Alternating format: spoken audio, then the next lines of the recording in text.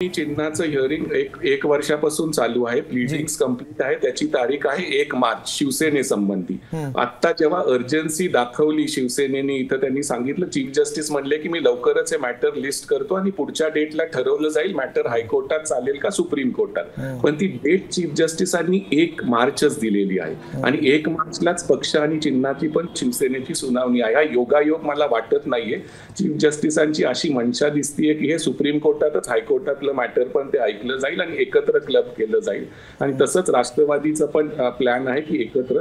आणि तुम्हाला बघा, लोकसभेपर्यंत नाही पण विधानसभेच्या आधी नक्कीच सुप्रीम कोर्टाचा निर्णय येऊ शकतो आणि सुप्रीम कोर्ट हे निर्णय उलटावू शकतं.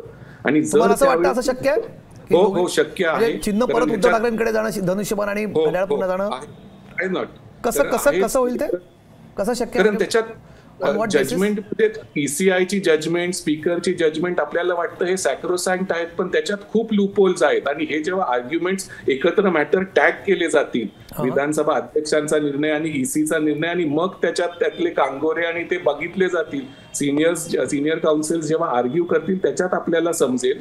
आणि एखाद्या वेळेस काय बऱ्यापैकी शक्यता आहे की मूळ लोकांकडेच हा पक्ष जाईल आणि मग तो विधानसभेच्या आधी होऊ शकतं. आणि मग त्यावेळेस पॉलिटिकल इक्वेशन्स काय असतील ते आपल्याला बघावं लागेल. मग आत्ताचे इक्वेशन्स चेंज पण होऊ शकतील, कुठला पक्ष कोणा दुसऱ्या बरोबर पण जाऊ शकतो. तर आता आपल्याला असं म्हणावं लागेल, अभी भी पिक्चर बाकी आहे.